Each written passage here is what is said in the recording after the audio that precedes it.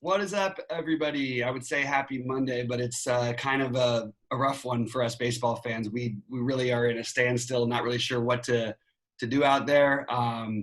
We're gonna proceed as if the games are gonna play tonight. I actually, early it's hard to know what other tests come in the meantime, and we haven't heard from the commissioner yet. It's an ugly situation, Sheets. I don't know what's going to happen overall. I think we need to just focus on the immediate right now and try and do what we can because there's nothing else we can do. But it's frustrating. I really feel like this is predictable, and I feel like this is pretty much as bad as it gets as far as the starts go. And I am skeptical the season continues beyond this week, or hopefully it goes on for another till the end. But I don't even know if it's going to make it past the day. How about you? This is what I think. So during March and actually during especially April, all right, and into May, when basically the entire economy was shut down, I made a couple of comments, not necessarily related to sports. It was more towards other businesses and things like that. Mm-hmm. And what I said was that when, during the time that everything shut down or whatever, people should use that time to kind of plan businesses, plan lives, take care of things that you always say, well, you don't have any time to do it. You know what I mean? But now you do. And what I said when people were saying that, oh, these businesses, when they come back, they're going to, I'm like, listen, I really don't want to hear it because you have this time as a business to plan for a new situation, right? Mm-hmm. And so like all these restaurants or all these companies that come back, oh my God, it's so hard. Listen, that's fine, but I don't really want to hear that you didn't have time to prepare. You had 2 months to prepare for this. And baseball, the thing that frustrates me, or not frustrated, maybe they haven't worked out, is that with all this money on the line, and this is my comment, they're going to have to play because there's just too much money on the line not to play. With all this money on the line, with all the billions and billions of dollars in this industry, I'd have to think that they planned for this in some way. I mean, it's the easiest thing to suppose, boy, what are we worried about if we come back? Oh, maybe one team getting it. You know what I mean? It seems that that's the easiest thing.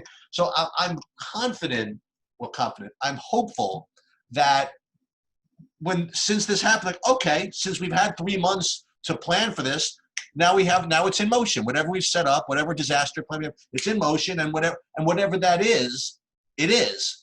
For them, if there was some press conference today, I swear to you, where they say, obviously this took us completely by surprise. We are shocked to hear this has happened. We have to have 47 meetings to figure out what to do next. I really don't want to hear it, okay? So I'm kind of the impression that they've planned for this. And like something like you said, whatever, some home-and-home situation with the Phillies and the Yankees or whatever, I have to feel that they figured it out and they're either going to do something or not do something, but they figured out what they're going to do. And again, I just don't want any confusion. Okay, if they tell me there's no season, fine. It is what it is. If they tell me that they plan that if like one team's out, then we're going to quarantine that team for 2 weeks and rearrange the schedule accordingly, fine. That will suck, but at least they planned for it. I just don't want to hear scrambling. You know what I mean? Because that's unacceptable considering how much time they've had to plan for it. That's all. Yeah, I mean, it's a rough situation, but I understand your point. Like the good thing is, look, we'll be bringing you things live here on QLTV every day. We've got basketball coming up anyway, and I actually feel much more confident in that system, oddly enough, than I do in this. It's a crazy, whole different world, Not oddly, but it's crazy how different it is. But we still have some DFS. I had a pretty decent day the other day, a really bad first day, but a good Saturday. Ready to get back into it, man. How about you? Like, let's do it. I actually had the one thing that kind of stinks about baseball for me is that I find it hard to envision the sweat.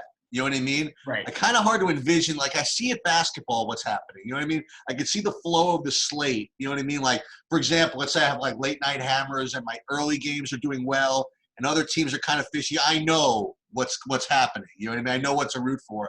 Baseball, you never really quite sure. Like I look up at the score. I'm like, oh my God, I have all these White Sox. They score 10 runs. I'm like, oh my God, where do I put the down payment on my next mansion, right? And I'm like, wait a minute, maybe it's not so easy. Whoa, wait, maybe I don't have this guy. Maybe, boy, I didn't have this one offer, this, that, and the other thing. And who's left? You know what I mean? So it's a little tricky. But I've been, and I would say that I give myself probably a curve adjusted B plus, just because I'm just kind of rusty. But a non-curve adjusted, probably a C or a C plus in lineup construction. I was very hasty. I didn't really put as much time into it as I thought I was going to. And my idea was I was going to have my list of one-offs, my list of chalky stacks and non-chalky stacks. I was going to mix one with the other. I feel as though I did things a little more randomly than I should. So I have a lot to work on, and as hopefully I learn my lessons, I'll continue to pass those on. Now I happen to be up, whatever. But I think from a process, I give myself probably a C. So I have to kind of work on that a little bit. Yeah. All right. Well, let's get into it. Why don't you share your screen? Because I actually think, we don't know how many of these we've got. Let's get ready to play. I actually think that lineup construction is something that I feel like I'm pretty good at. I'm really convinced that, it's early trends and all that stuff, and we don't have that much. Who knows how much more we have to go on. But I just want to point out that you can really spot, like right now, I feel that there's less of a need for stacking than there ever has been. You're going to get a lot of, people are using, 6 relievers a game or 5 relievers. I'll go into three batters or whatever. It's harder to get that stack exactly and pick on that one spot that it used to be. You can pick on the power spots. Now, some teams will go off that just can go off, like the Twins or the White Sox, like you mentioned. But overall, even in those situations, I'm still seeing people who just had Nelson Cruz and maybe 2 of the Whites, a lot of these 2-2-1, whatever, trying to find the best power bats and the best power spots just feels like more the way to go. So I'm actually going to build some lineups today. I was assuming it was going to be a bigger slate, but my initial builds, I had some where I didn't have any more than 2 from a team. I wasn't trying to stack. And I have some that are also stacks, but mostly I'm going to be leaning towards the mini or less stacking than I ever have before. I'll tell you, I feel as though, like anything else, that it's going to be a mixture. So I do think that the correlative nature of baseball is so strong that you should probably err on the side of taking advantage of that. So maybe I think, again, this is my I don't want to say my gut instinct, I guess my mathematical instinct, is that if you're right, that it's not as big of a stacking type season, then I think that what you should be looking for is probably like little 2-mans and 3-mans and things like that. You know what I mean? Like a 2-2-2 or a 2-2-3 and stuff like that. Because it'd still be kind of cool to have, 2 guys back to back taking advantage of each other, right? So to go just all single one-offs all over the place is probably doesn't pay enough respect to the correlative nature of baseball as it should. Yet on the other hand, like you said, it doesn't mean you have to go 4-4 every FanDuel lineup and 5-3 in every DraftKings lineup. So I mean, and if you played the Twins or whatever, you probably would have used Kepler in your stack, which would have been a 0. Whereas if you just played Nelson Cruz with a different team stack, you would have actually been better off, even though the White Sox scored the most runs. Like, it's a weird situation, I'm sorry, the Twins scored the most runs. All right. So the first thing I want to do, I mean, let's May as well. I mean, because I actually prepared for it. You want to talk for a couple of minutes about the 2 early games? Yeah, sure. We can go ahead and talk real quick. I don't know. Yeah, I mean, we'll go ahead and talk real quick. I didn't do a whole lot of thinking. Okay. I'll look at it from a slate perspective. I need you to kind of walk me through it because, I mean, there's one. I just started it with pitchers, and for me, like, I thought Griffin Canning of the 4 pitchers that are eligible, I thought he was kind of a standout. Yeah. As a guy I definitely would want. And then the other 3, I just kind of like went back and forth and went back and forth with. I settled on, if I had to, because none of them are real big strikeout guys. They all kind of stink in their own way, but they're good in their own way. I'll probably play some lineups with Channing and all 3 of them. But I guess if I had to prioritize, it would be between Lucchesi and Weaver. I'm not sure. Do you have any opinion on those? I'm only playing like 1 or 2 lineups, but the only one I'll have would probably be Weaver and Lucchesi. Weaver and Lucchesi. Okay. Yeah, you don't care if you're playing against each other in this 2-man. Oh, I didn't mean that, but you're not into Canning as much, huh? It's fine. I'd rather try and take. I think there's a little bit more K upside and a little bit more inning upside the other way, but I'm not totally sure. And but Oakland's hit or miss, but I also like Oakland bats today. So, you don't get a little bit warmer weather up there very often. It's a little bit better hitting conditions than usual. So I sort of leaning more with the Oakland bats, which is why I played Lucchesi and Weaver. Okay. So on a game by game thing. So I guess I'll just pull up. I mean, this is like very few options, right? I mean, the Angels and A's. I don't even think have released their lineup yet. Yeah, I guess they're waiting to see if they're playing at all. I suppose. Yeah. You think Ohtani now? Was Ohtani going to play today? I know he didn't get out of it. He pitched, but he pitched like a third of an inning yesterday, right? He pitched 0-0. He got no outs. Yeah. I don't know. I'm not sure about where they stand on him batting today. So. Well, I guess you know who I would go back to is from the Angels hitters is the guy that you wanted me to play yesterday. I didn't play any of them. So I just didn't get to them. Yeah. But I guess Upton again at 3,400 hitting cleanup is probably. Mm-hmm. I mean, if you want to do individual plays, would be probably my favorite. And like I said, especially in a 2-game slate, you don't have to stack it all. Obviously, I mean, you can just pick your favorite dudes, I suppose, right? Yeah. So I guess Upton would be my favorite. Obviously, Trout is Trout. Right. And Listella at 2,700. I mean, that batting fifth. Yeah, not that you need it though. Like, you know, right. I mean, really valuing. You know, I have a very nice, like, easy build. That partly why I'm not very big on these things. But I have, you know, I've got Upton and Trout from the. I basically got just a bunch of two-man stacks, including taking hitters against your pitcher, which is absolutely obviously fine. And 2-game slate, you kind of have to. How many would you take in a 2-game slate like as many as you want? You could take really 2 or 3. Yeah, absolutely. Especially with the way baseball's constructed now, and the pitcher's not going further. In fact, I even think on big slates, you can occasionally take hitters and pitchers against each other more than ever because of the lack of depth of the original starting pitcher. That's really interesting. And especially if it's like a righty who's sandwiched between 2 lefties, and you know you're going to get a lefty coming in. Like Mookie Betts is going to be in this spot all year long, where you're not going to take pitchers against the Dodgers, obviously, but you're going to always have 2 left. You're going to know that they're going to bring in a left-handed guy to pitch to Muncy and Bellinger on either side of him, which means he's always going to be facing lefties late in games, which is awesome. You know what I mean? Things like that are just important to pay attention to. But anyway, on this particular slate, I wouldn't get heavily invested. I think what you did makes a lot of sense. I went more, you know, with my favorite individual plays: Chapman, Tatis, Trout, Chris Davis, Matt Olson, Jason Castro, assuming that he catches. If he does, and Eduardo Escobar, I like also, as my favorite second baseman. So that's a pretty basic build. I'm not really that into this slate.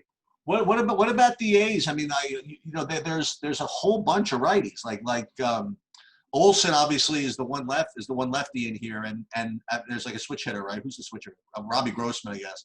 Yeah. So again, you're not really into the slate, but again, I just want to give the opinions and stuff. The majority of actually my favorite plays are actually probably on the Arizona side in the hitting side. So I may as well go over them. I mean, I put in I love Christian Walker. I just like him in general. Escobar. I put Ahmad in just because he fit this lineup. Whatever. He's in 9. But you like Lucchesi more than I do. I think he's very hittable, and I like if I had to prioritize the hitters, I would take Arizona hitters and A's hitters. But and Angels hitters. But again, 2-game slate, you can do pretty much whatever you want. Yeah, what you should do is probably Walker. What you should do is you should really try to leave some salary on the board and to play David Peralta if you're going to play Arizona bats. You don't want to play chalky bats. I mean, Arizona, you're just going to play just mega chalk at every spot. So why not throw in David Peralta at a high price where no one's going to play him because it's a lefty-lefty matchup. But if you like Arizona in general, the lefty-lefty doesn't matter because they'll only face him probably once. And he's also he's probably the best or second best hitter on that Arizona team overall, and you're getting him at no ownership. So that's the kind of move I would make in a 2-game slate. Yeah, and not only that, but he's hitting 8th. Yeah, that's exactly it. So you have good ownership on him. That's the kind of play that you can get some leverage on and try and win a tournament with. Yeah, we'll go. I'm gonna go over this a little bit later. We'll just see this for now. Yeah, but I like that. You know, I like that thinking. Okay. I don't like to get too involved in those slates. If it's just there's just such weird variance. Like if I'm gonna play 2-game slates, I generally I'll almost look for like I do showdowns, like a pinch hitter or something like that sometimes.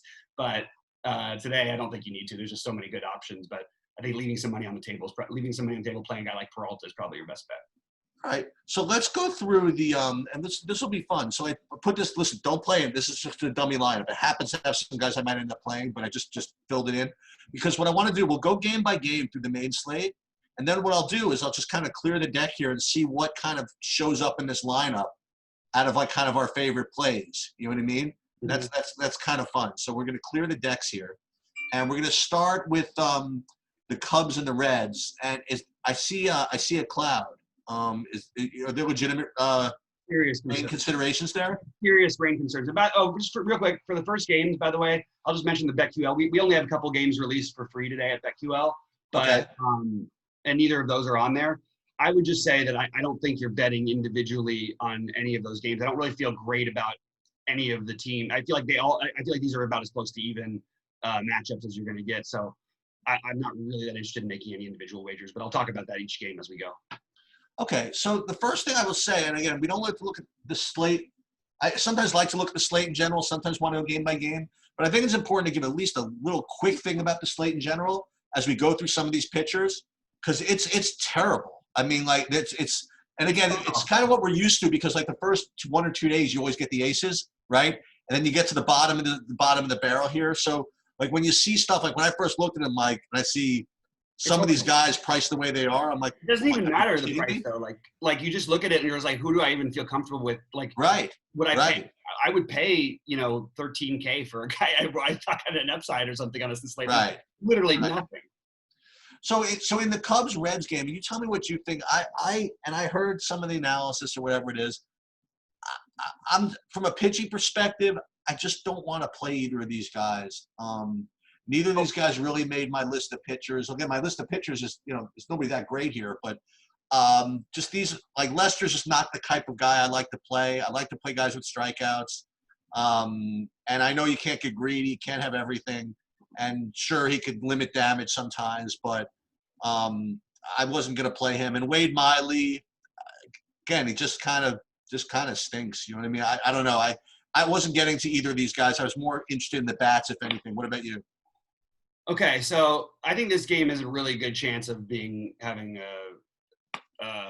weather delays. Weather potentially like even being rained out. I'm looking at forecasts, and we're saying that it's too risky for starting pitchers, which is funny because I would have like one of each, like a little bit of one of each of these pitchers because of how bad the slate is. Even though I'm much more interested in the bats in general, and I think it's risky for bats right now. So I'm listening for all these things, hoping to get an update on the overall situation of the league. But yeah, so I think assuming this game does play, or that we're going to be comfortable, we'll probably be more comfortable with the bats. And I think this is a great game to fully stack. I mean, it's a nice hitting conditions out there. It's warm. The rain even is not going to make much of a difference. It won't cool it down too much. I think it's a really interesting mini stack on either side. Again, I don't think I would go full stacks, but just looking at the players that I'm highest on in this game, real quick. Sorry, I changed my. Well, you got to like Irvin at 3K, right? I love Irvin, but I don't know if I need the price or savings, and it's a hugely loaded outfield slate, even on a limited slate. That's interesting. Okay. I don't know that he's initially was in my lineups on FanDuel, on DraftKings, and then I just was like, I really don't need this. I'm forcing in pitchers I don't even like. So I think that you want to, prioritize. Look, we're not going to have that many innings out of necessarily, who knows, but these guys actually both have eaten up innings in the past. So I would lean, my favorite plays in the game would be Suarez on the Cincinnati side, Baez on the Cubs side. I do like Chris Bryant today, which I don't usually love him. I do like, I love Contreras or Caratini as my catcher. I think that's going to be the majority of the ways that I would go. And then I think that, I'm just looking at my ownerships real quick. Sorry about that. Yeah, I think that it's going to be,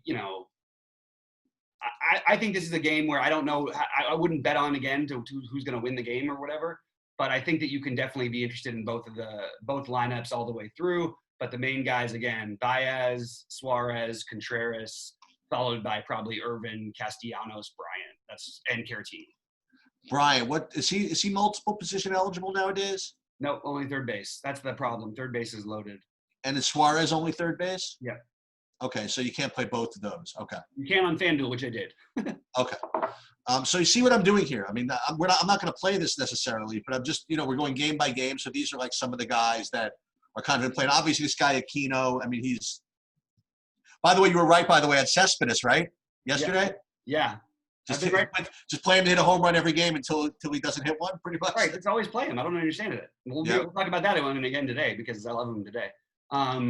Okay, so let's move on to the next game, I They're guess. definitely a great game mini stack, a good hitting environment. The pitching options are definitely questionable. There's trouble holding runners on. There's some speed out there. You could use a guy like Irvin against Lester. There's some power upside against both pitchers. So definitely interesting, but also, again, because the pitching slates are terrible, if there was a reason we could think this game might be okay weather-wise, I think we can play either starting pitcher as like a 10%er or something like that. Okay. All right, the next game, Tampa and Atlanta. This is like a little annoying because, I mean, Tyler Glasnow to me, I mean, we'll get to another guy later, but Tyler Glasnow to me is the best, one of the two best pitchers, I guess, relative to value on the slate. And they're playing freaking Atlanta, which is like really annoying, because Atlanta's freaking insane. But again, it's a function of the slate, and so I'm going to have to play some of him. So Glasnow I would play. And then on the other side is Fultonavich, who is, the top salary guy. And again, I'm not a narrative guy in baseball necessarily, but Fultonavich was bad, and then he was good, and he was really, really cruising, and then he got just obliterated. Okay. Now, what was that game? I forget. He didn't get out of the first inning, right? Yeah, they lost by 1,000 runs, I think, to get eliminated or something like that in his last outing of the season. And you'd have to think that really just aided him. And I'm just going to bet that he just worked on his shit. You know what I mean? And he's just kind of ready to roll. And so, especially on a slate like this, I have no problem playing him. There's enough value in hitting where you can get him in pretty easily. Yep. So he's certainly going to be in my short list. Yeah, the pitching is so awful that it's hard not to. You can't not, like, if you're going to play multiple lineups, it's hard not to have exposure to these guys. But I hate the spot for both of them. I do like that it's probably the best pitching conditions of any stadium today. Is it cold? No, it's in Tampa. It's in its bad dome. It's one of the worst hitting parks in baseball. Not worst, but it's like bottom 10. Glasnow, he had COVID. He's not stretched out because of when he came in. It worries me. Otherwise, he would be the easy choice to go along with the pitcher for the Astros. I think Fulte does have probably enough upside to play him here. We've seen him really good against good teams at different times, and he's just he's a wild card. He gets rocked sometimes, and he goes through stretches where he's almost he's one of the better pitchers in baseball. He also can go he can strike out 7 guys in 5 innings or something if it's not going to go very long, and that might be good enough as a pitcher tonight. Like, it's really hard to like pitching. So yeah, on the list, neither are my favorite, but they're both fine. And likewise, because of that, I don't really have any interest in any of these bats more than 15 or 20% of a guy. 20% probably would even be too much. I'd probably go a little bit of Albies, maybe a little bit of Choi and Lau, but I don't really have a lot of interest elsewhere. Maybe Yoshi if you want to, because he's 3.3. But I just am not excited about either of these lineups in these matchups. Also, Tampa's relievers just tend to limit damage. So as much as I love Atlanta in general, paying a premium for them in this spot just seems like a silly move. You had mentioned, by the way, when we were talking about this team either yesterday or the day before, to watch out for Choi because he doesn't run as much as he used to, and I want to make sure that Choi never ran. Not Choi, the other one. Didn't you make a point? There was somebody or was it Chu? I forget. Oh yeah, it's in Chu. Yeah. Oh, okay. So Chu, he doesn't run as much. He doesn't run and he walks a lot. That was my argument. Okay. Yeah. So I don't know. I wouldn't mind. I wouldn't mind some of these Tampa guys, like some of these lefties. I played Joey Wendell before. I played Kevin Kiermaier before. So I wouldn't mind taking. The Joey Wendell ones where we're in desperate spots trying to find value. It's not talking about a guy who's got talent. Right, I guess so. He's okay. He's fine. You know what I mean? Maybe I'm underrating him a little bit. Do we still play these guys like Zunino and Danny Jansen and these cheap catchers that have home run upsides? I have no reason to think that Zunino is going to play today. Okay. I don't even know Danny Jansen why he would play either. But okay. I would play. I just don't think you want to get heavily. I don't see this as a spot you could argue always for Tampa's lefties, and that's fine. 10% of Kiermaier or Yoshi or Lau or Choi. Okay. But I can't see playing these other guys. I just don't see the upside overall on this. Well, I guess there's upside, but on this slate, I guess the low ownership maybe, but I don't know. I'm not excited by it. Okay, that sounds fair to me. All right. And okay, so betting on this game though, I would probably think that it's weird to get Atlanta as an underdog with full, like, I actually think betting on Atlanta, there might be some value there. So just a money line bet. Okay. Let's go ahead to Milwaukee, Pittsburgh, and it's funny. I do this a lot. I look at the lineups the day before and the salaries, and just see what I would just naturally come up with if I without looking at research or anything. And I'm actually very surprised that that this guy is not as highly owned or whatever. He's not even projected really well. I was expecting that Adrian Hauser to be very popular and very projecting really well, but I don't know. Nobody seems to like him. I don't know.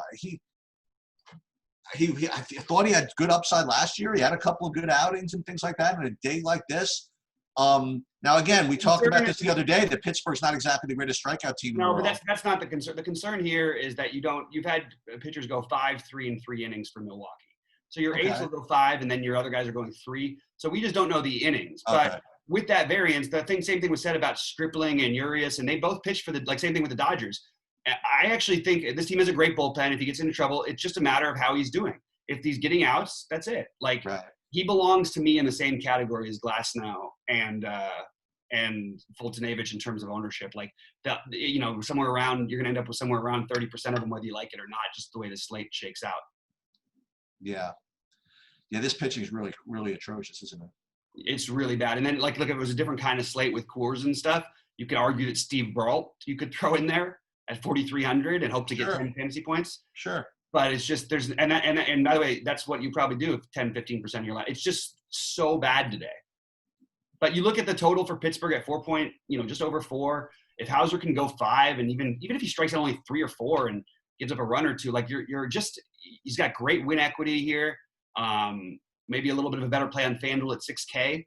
I actually think he's going to be my starting pitcher over there. So he's just so cheap, and I could see him getting through 5. And if he does, I think he's getting the win here. So, I think he's on the list. I think on FanDuel he's a very strong play. All right, what do you think about the hitting here? I think just as, on the same by the same token, I mean, Steve Brault is no Sandy Koufax. And Milwaukee's been looking to kind of break out a little bit. Seems like a decent spot for him. I mean, to attack. So I guess pretty much, I would say all these Milwaukee guys are in play. I guess we do have to prioritize them. I guess. But I do think that you're right, that I'm going to have 10% of everyone on the Milwaukee lineup. Yeah. I mean, there's Hura. Lorenzo Cain, if he hits leadoff at 3,700. Yeah. Justin Smoke, 3,700. He's probably popular, whatever. He used to be much better as a righty with power. Just had a really bad year last year. Hopefully he bounces back, but I think he's interesting. I think it's Ryan Braun clearing away is by far the best play. Lorenzo Cain would be second for me, followed by Smoke and Garcia, about the same. And then I don't mind Yelich if you're going to make a little mini stack to throw him in at the lefty-lefty thing. It's not going to be that many at-bats. I actually really think Yelich is a really good tournament play, even as a one-off today, just because he's not going to be owned, and there's no reason he can't go off in a good matchup. He's got as good matchup as anybody else. So him and Hera, who might get lower ownership because the lefty-lefty. I'm sorry. Hera hits righty. I don't know why I said that. Hera is also a great play, too. So I guess Hera and Ryan Braun would be the preferred ones for me. Yeah, I saw one of the ownership runs. I see has Ryan Braun really popular. I was wondering why that is. I guess for good reason, I suppose. He's always crushed left-handed pitching. Okay. If there's a lefty and there's not a great slate entirely, he's going to be a natural guy people go towards. Okay. Any hitters on Pittsburgh or no? Brian Reynolds or Colin Moran or Frazier or Bell as a little one-off here and there, but overall just not that interested. Definitely not going to stack against Milwaukee. Don't do it ever. I just don't do it. Why is that? Because they're really deep bullpen, right? Deep, strong bullpen. Also Pittsburgh at home too, but just in general, I would usually find better teams to stack against, I think. Okay, so this next game. This rain thing. We have to look at this one, but this could be a battleground game because on the one hand you have two teams with pretty that are clubbing the ball, and then on the other hand you have two kind of interesting sort of upside type pitchers too. So it's I have to see where ownership kind of plays out, because that's my first look at the slate was like, okay, Cease and Savali will probably be the pitchers that people go to, just because everybody else just stinks, and at least these guys have a little bit of mystery to them. What are they? I don't know if they're rookies or really close, right? Young, yeah. I mean, I don't know. I know they pitched last year, so Yeah, either like second year, third year, whatever. Yet on the other hand, both these teams are proving. I mean, Cleveland did last year, and even the White Sox, that they're pretty deep hitting wise. So you're gonna have to. I don't know. You have to figure out what's going on. I don't really have any preference between the two, Cease and Savali. I just want to point out real quick before we get into that also. Like, this is a game where I think it depends on the weather. Like, this weather doesn't look good either. I think these pitchers would both be in that same other category where you might play for upside and just sort of rotate these guys. But I think that with the weather, if it stays like this, we can't play either of them. So I just wanted to throw that in there. But if it does look like you can play them, they obviously are both interesting. Okay, so what do you think about the hitters here? I mean, I don't think anybody's particularly cheap or whatever, but these Cleveland guys, they always look so good. Yeah, I think Cleveland, one of the free games we do have on BetQL today is Cleveland. You know, it's only a 2-star bet, but we have Cleveland as it should be a bigger favorite against the White Sox. What are they as a favorite here? Like 170 or something? No, they're like 110. They're 120, 121. Okay. They should be 130. We have them as part away on BetQL. But and I like that. I actually like the Cleveland, but it's weird. I prefer the stack of the White Sox more if I was going to stack fully. And I think what I would do is just sort of mini stack. But Moncada is my number one play in this game. Moncada followed by Ramirez, Lindor. Those are my favorite hitters. And then I'll have little bits of Anderson, Robert. That actually is the way you say it. Encarnacion, Abreu, those guys. And on the Indians, I just was sort of interested more in the top guys like Santana or Hernandez, Lindor, Ramirez. Maybe a little bit of interest in Franmil Reyes, but not going crazy with anybody beneath that. Who do you like more between Ramirez and Suarez? Suarez, factoring all things considered, including weather, matchup, all the things, I think I would take Suarez. I'm curious where the ownership would end up. Okay. All right. I like all these Cleveland guys are always playable. You know what I mean? You have four switch hitters going 1, 2, 3, 4. You know what I mean? And then Reyes just right there at number 5. I mean, it's a tough lineup, man. It really is. Mm-hmm. It's a tough lineup to get through. Both these teams have a little bit of K upside, especially the White Sox. So if you can use the pitchers, I would lean towards Savali. But I do like, again, you got to like a little bit of both of these lineups. But again, not going crazy with anyone except for Moncada, Ramirez, and Lindor. All right, so let's talk about this next game because this next game is a little confusing to me. It's a little annoying, and we're gonna have to talk about this. So Seattle against Houston. So tell me why the entire civilized universe is playing Josh James. Who else is there to play? Yeah, but who is he? He's awesome, and he's pitching against the worst team in baseball. Okay, so why is he awesome exactly? He's got some of the best stuff in all of baseball. He came out of the bullpen for the most stacked starting rotation in history. So he wasn't going to get the chance to start, obviously. You didn't even have McCullough. You had guys who were arguably the top 20 pitchers in baseball not even getting a chance to pitch on their start on their team. He's absolutely the most talented pitcher on the slate, in my opinion. I don't know how long he'll go. I really don't. They're going to try and use him as a starter this year. They also have enough depth in their bullpen.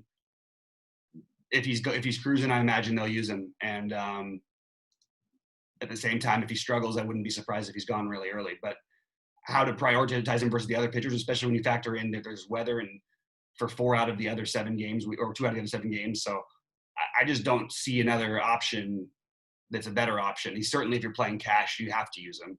I really think that. I don't know how you get around it, at least in my opinion. It's just, there's obviously question marks about the pitches. Unless we get an actual confirmed, like he's going to throw 65 pitches, there's no way in the world I'm not playing him in half my lineups. I'm not allowed to curse, especially on the BetQL. You can't look at his game log. That's not That's not an accurate representation of anything. Like, but what is an accurate representation? You know what I mean? Like, he's never started, right? no, he started. I mean, he started before in his life. He's just not started. He didn't start last year for Houston. Right. I mean, I would take a guy who's never started a game before tonight, but I don't. It doesn't matter to me that he's not started or whatever. I think he just threw 77 pitches in a what's it called, exhibition thing, Okay. simulated. And Seattle's definitely that bad. No, I mean, they're projected for 3.4. I mean, look, we could argue about this all day. There's no other options. If you bring me another option and say, I think this should be the main number one starter on your team, I'm happy to listen, but I don't have another option. There's really nothing. Like, literally, like, there's not anyone to feel better about, except for, you could argue, maybe, I don't know who you could argue. Glasnow would be the answer if not for the COVID thing. But even then, you're facing the Braves versus, I mean, Seattle doesn't have a hitter that's projected to be like in the top 150 in baseball. Not one. But I actually even like a couple of the guys in their young team, but it's just I don't know. I don't see, maybe you could even talk about looking for a relief pitcher somewhere, because I don't know how to find another guy who's going to be a better favorite than you have right here. And the truth is, he could even give up a run or two, because Houston might jump all over Seattle here. And if that happens, you're more likely to get more innings out of them. I don't know, man. It doesn't feel great, but it feels like an automatic, almost like a must. Okay. To me. All right. Hitters then on the Houston side. Let's talk about that. Yeah. I guess just for price, and my favorite probably, I mean, they're all in play, obviously, but I guess for me, I mean, you tell me what you think, but I think that's Brantley at 3,300 hitting fourth. I mean, it kind of stands out. Even Reddick, well, I was gonna say even Reddick at 2,700 hitting seven. But do you need all this? You know what I mean? Like you were saying, like, do you need all that value? Right. You don't really need it, but at the same time, it's a lower. You're not going to get crazy high ownership on Reddick or Kyle Tucker tonight, and maybe using them if you want to stack Houston. Houston is the kind of team I like to fully stack more because of they're going to be hit by pitches at some point, but the walks in general, they keep the lineup moving, so you can get a lot of correlation. This is turning into a smaller slate all of a sudden, but there is a little bit more. And Houston, you might have to take multiple routes to get there. The guys aren't always going to hit home runs, but they all do have enough power upside, including Brantley and Reddick and Tucker. So I would just include everybody in this. I have minimum 15% set on every player. There will be a Houston hitter in every one of my lineups pretty much, unless I sort of run into something weird, some other stack I like that I just can't get them in. But I think that the main guys for me are going to be Springer, Altuve, Brantley, all 30%-ish. And then you have a little less ownership on Bregman and Correa, and then it would be Reddick, Tucker, then Garneau, and Gurriel. I guess Altuve has got to be slightly better than Brandon Lau, right? Yeah, I mean, it's just I like Altuve quite a bit. I mean, I just think he makes sense, but he's going to be popular. These guys are all going to be pretty popular. But I don't care. It's the team that I like these guys as one-offs. I like them. If I had to pick a one-off the guy I want the most would be Springer or Brantley, just because of his price. But Springer probably be the number one, along with Correa. Look at these prices here. Okay. This is a spot, by the way, where if you were going to make those weird early season bets on another team, even though I just sold all the stuff for Houston and everything, I would think about betting just because of how big the spread is. I would think about betting Seattle potentially. And it's a new season. It's young. We don't really, again, you're right.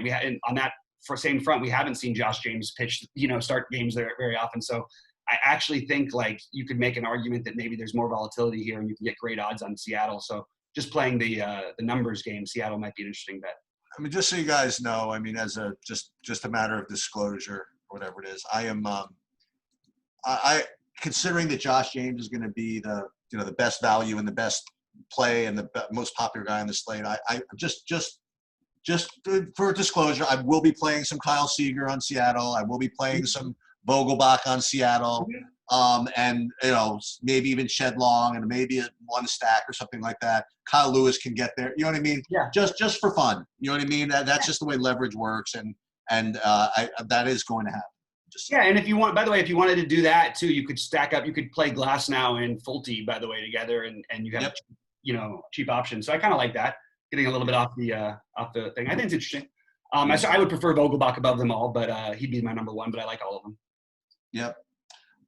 Okay, Baltimore and Miami is scratched. Yep. Whoa, what happened to? KC Detroit. I forgot about. Okay, let's do KC Detroit because that's actually pretty interesting, actually. So, Mike Montgomery, he last year, if I'm not mistaken, I mean, he had a couple of like great performances that were followed up by atrocious ones as chalk. He was just like a perfect like primer in GPPs and like the way they work or something like that. Yeah. And like on the one hand, you know, I can make a case for playing Detroit bats against him. Sure. Yeah. On the other case, maybe he's kind of a low-owned pitcher that might be on a slate like this that could kind of sneak into a winning lineup somewhere. You know, Detroit's no bargain.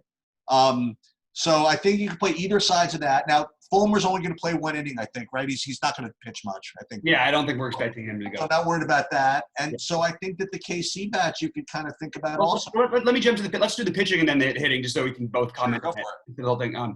I like the Montgomery call. I think that I'm surprised that the total's as high as it is. So he pitched against Detroit. He pitched against this team twice in the last 7 starts last year, pitched 12 innings in those 7 starts and had 17 strikeouts, had 18 and 41 fantasy points, which is pretty absurd. Right. So that's against a pretty similar Detroit team. Now, I'm not saying you can expect all that, but why are we projecting him basically not to pitch 2 innings? I can't find that anywhere. So I actually have him a little bit above the other guys as my next interest, guy. And I just don't. I also think, look, you can definitely argue for the Detroit bats today. It's actually pretty good hitting weather too. I think it's worth taking a shot. There's not that many guys to pick from, and he's definitely one of the ones who are on my list. Well, if I'm not mistaken, also I think that he that when he pitched good games with Detroit, I think Detroit had Castellanos then also. I think. Yeah, they're probably a better lineup than they are now. Yeah. What do you think about the on the other hand, would you play any of these Detroit guys? Yeah, I love – so if I'm not playing with Montgomery, I love C.J. Cron, and I like Jonathan Scope a ton too at second base. They're 2 guys who I would prioritize in just awesome plays at their price against – you get against – look, Montgomery still is not a good lefty overall. You also have on the Detroit side, I'm fine if you want to sprinkle in Goodrum or Candelario, or I'm just not going to do any of that some stuff. Is Candelario playing? He's supposed to be. Projected to bat 5th today, but we'll see. I don't know. I would lean more towards the other side, though. Like I actually like Ryan McBoom, minimum cost batting 6th. Take a shot on that guy for sure. If you want to, a guy he's first base and outfield eligible, he's minimum cost 2K on DraftKings. Mondesi, Soler. I prefer Soler. I like Soler and Merrifield more than I like anyone else on Detroit except for McBoom. Man, the KC, those three guys, so cheap. Merrifield, Soler, and Mondesi going against freaking Fulmer and plus Detroit both. I don't know, man. I like it. I'm into it. I can get behind it. I don't know that I'm going to fully stack these guys again. I'm interested in the stolen base home run upside always with Merrifield and Mondesi, and always the power of Soler. But like it doesn't. This is not a lineup that keeps the line moving. Oh, you do have another great play though. You have Salvador Perez at 2,900 as a catching option. And that's a terrific option because you actually get some power upside at 2,900. That's just a really, really good deal.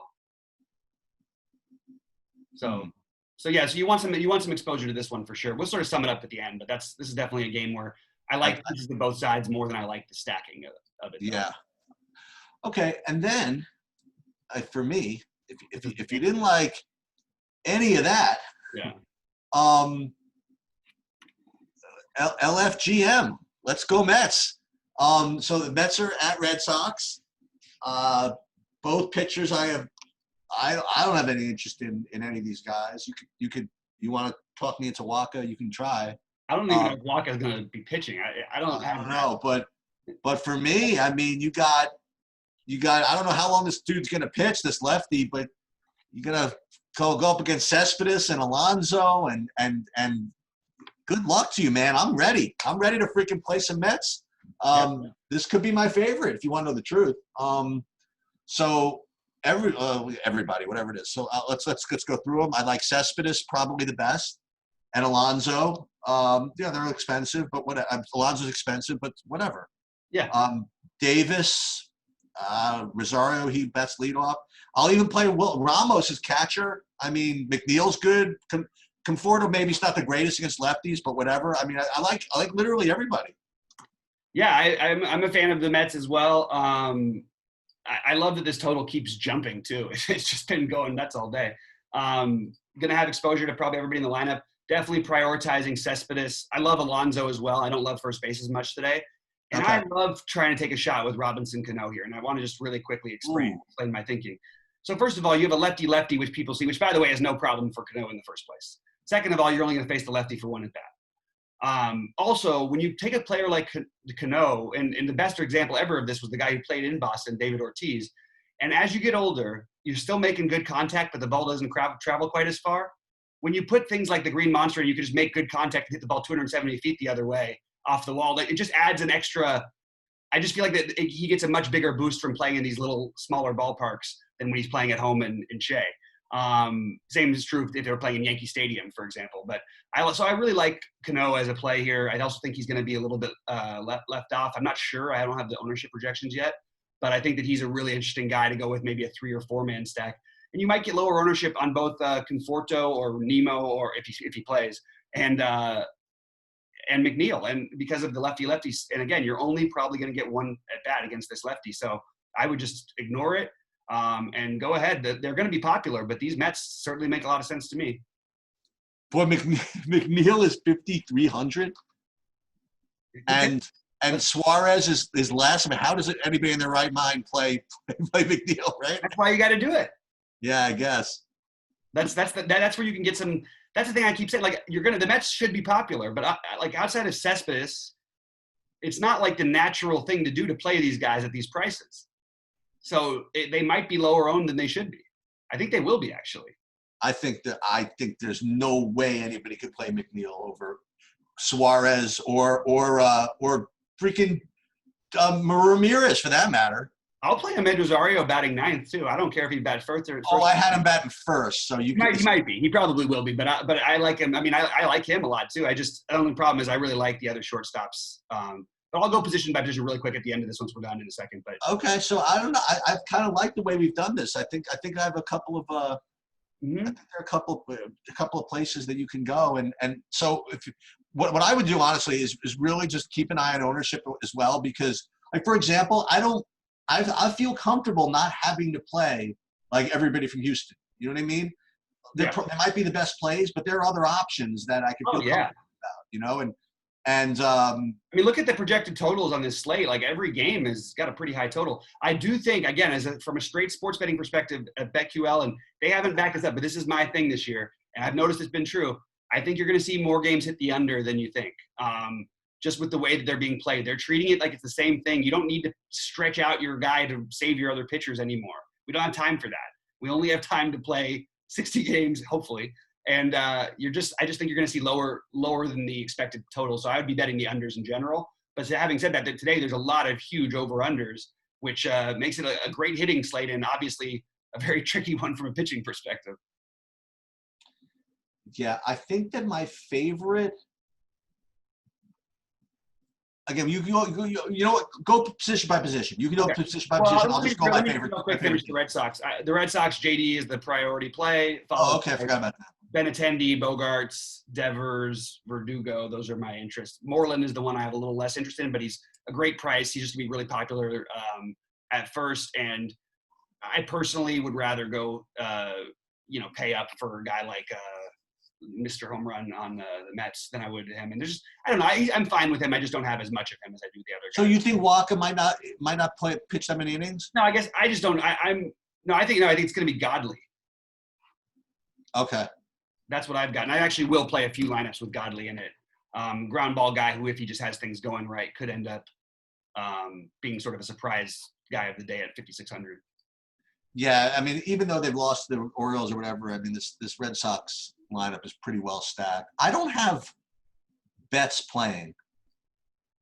Betts? Yeah, because he plays for the Dodgers. Oh, right. I'm not used to it yet. It's so funny. I know.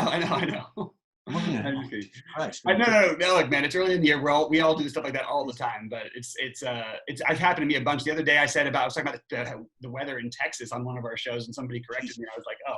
But I do happen to like Mitch Moreland against righties. So if Waka pitches, is Godley a righty as well? Godley is a righty, yeah. Okay.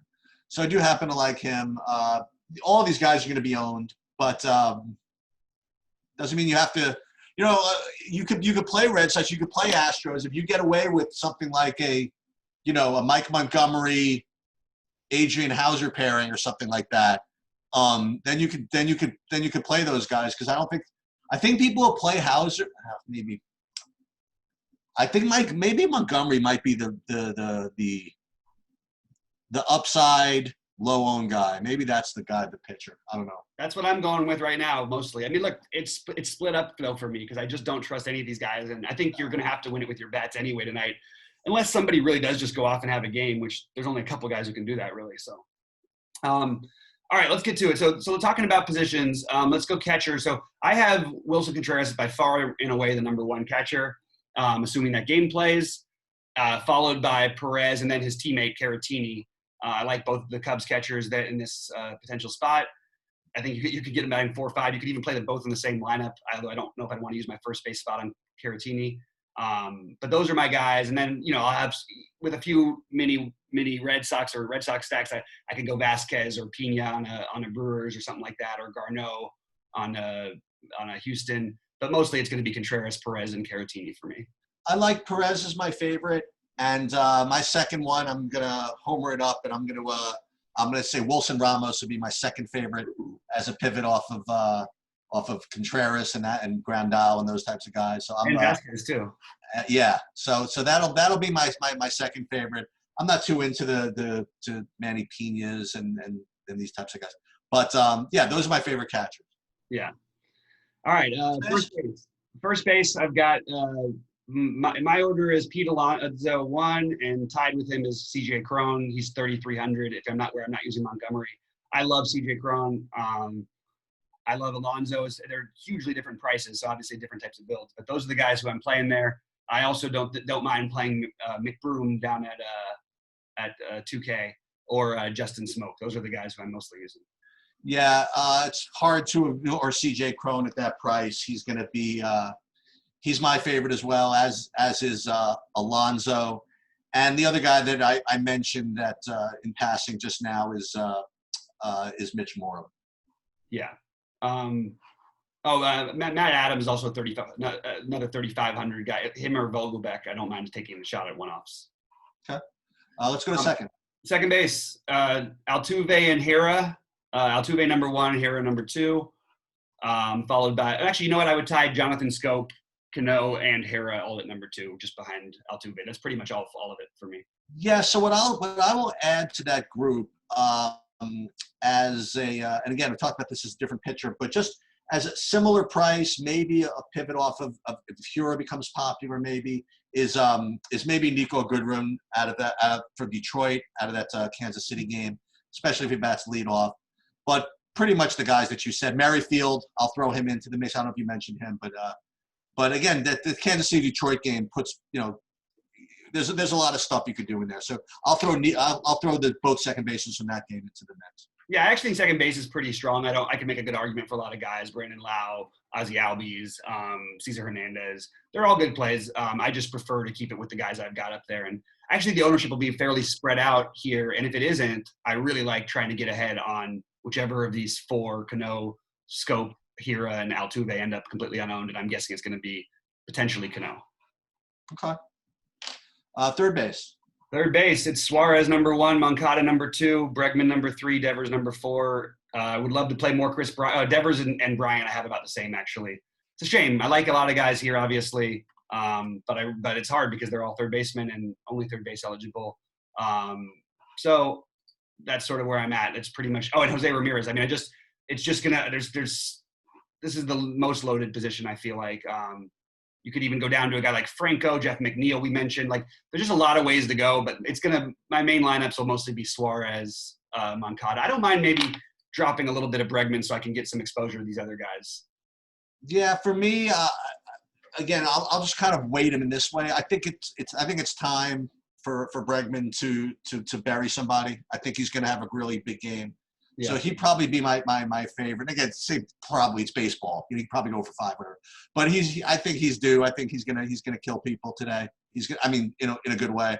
And I love Rafael Devers in general. He's going to be probably wickedly popular also. But there's a lot of guys who play third base, I suppose. So Devers I like. And again, just to remind you, just total flyer, whatever is a little Kyle Seager. So. Yeah. The Seager thing. It's just hard. There's a lot of plays at this position. It's ridiculous. I looking at my ownership, and it's just like, wow, I have to find some other place for some of these guys. Yep. All right. So, yeah, if you have a guy who's multi-position eligible and he's third baseman, do not play him at third base. Okay. Shortstop, number 1, and far and away, Javier Baez, number 1, if they are playing that game. After him, I actually think you'd rather use Bregman here, but I do like Correa, Bogarts, and Lindor would be my favorites. Yeah, so for me, my favorite is actually it's a different price range, but I really, the more I think about it, the more I really like Mondesi here. So I'm gonna throw him in as just as good as all these guys. And I got right back to this game again and back to Goodrum again. So crap. All right, so that's that. I guess Bogarts throw in the mix, but he just wasn't my favorite. You like Baez better than Bogarts, for example? Yeah. Okay. Especially with the lefty-righty matchup in a great hitter's park if the rain does stop. Hopefully the rain also, that's one other thing to remind people of, even if it gets an okay later, I still think you're gaining an edge on massive fields because they're not going to be nearly as high owned because so many people just don't think about it as much throughout the day as it seems less and less likely the game may play. So just keep that in mind. You might get a little bit lower ownership on those games today. Outfield, pretty basic. JD Martinez is number 1. Right beneath him, though, you have Springer, Brantley, Cespedes, all for different reasons. Ryan Braun, Phillip Ervin. Those are the main guys for me. And then you've got Benintendi, Lorenzo Cain, Castellanos, Verdugo, Reddick a little bit if I want to throw him into a little Houston stack. And then Soler. But again, mostly going to be doing 2 and 3 man. So trying to really just pick out the power spots, except for occasionally using Brantley value, or even Reddick has enough pop to use him. Even Irvin does as well. So especially with the speed upside against Leicester. So I sort of like keeping my outfield rotation pretty small, even though there's a lot of good options today. It's just going to be those 6 for me, and then I'm rotating in about 20 other guys. Somebody we didn't mention, and you mentioned maybe stacking this team, but Steven Souza, if he bats 6th at 2,600. Maybe they're part of those Chicago stacks you were talking about. Maybe. I didn't even know Souza was even because of Eloy Jimenez. Oh yeah, because Jimenez went out of the game yesterday with an injury. I didn't even think about it. Oh, I forgot about that. Okay, yeah, that would be an interesting one. Yeah. Yeah, and aside from the guys you met, again, it's me. For me, I presume he bats leadoff.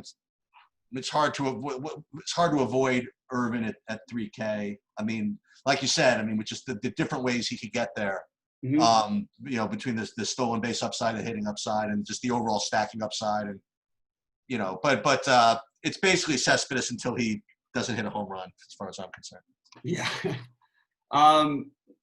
All right, so I've tightened up my pitcher pool a little bit since while we were doing this. I'm sort of going a little bit heavier on just sort of the original, basically having more than 30% of 5 different guys. But then the heaviest I'm going to be is Josh James. The second heaviest I will be, as of right now, is Mike Montgomery, which scares the hell out of me. But it's just the way I'm building. And then I just think it's worth it, maybe just because Glasnow and Fulte are like the only guys with real pedigree and production and hit their past, other than Leicester, who's, I don't know if that game's even you can use pitchers. So I would err that way. And then I wouldn't mind even throwing in a Leicester or a Miley, even though, again, I way prefer the bats. It's just we don't have any pitching options if we can get that game going. So keep an eye on the weather out there.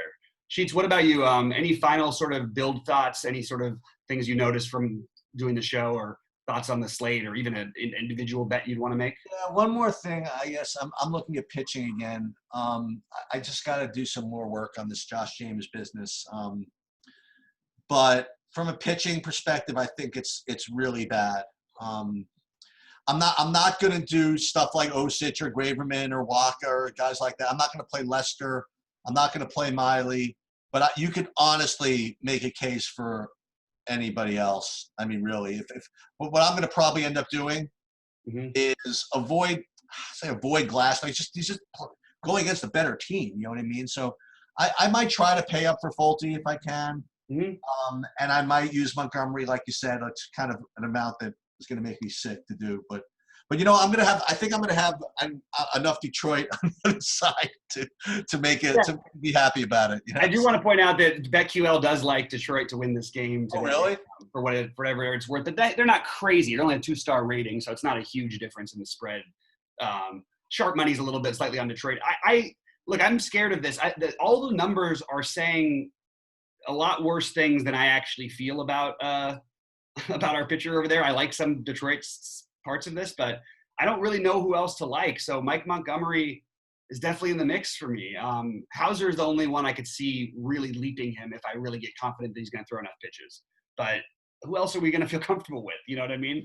And maybe you do just go Glass now or Fulte with James or with each other, and you feel the most safe with that. But the truth is, those guys may not go 5 innings either. So we're just paying for hoping on the past, and it's a really tough spot today. So I just would embrace the variance and try to really get different with whatever stacks you go with, or you might get different enough with your pitchers. If we hate all these pitchers so much, maybe just playing the guys who no one else is going to play. Like, I don't think people are going to play Brault, somebody like that, or something just weird off the board, or even go for a closer or something.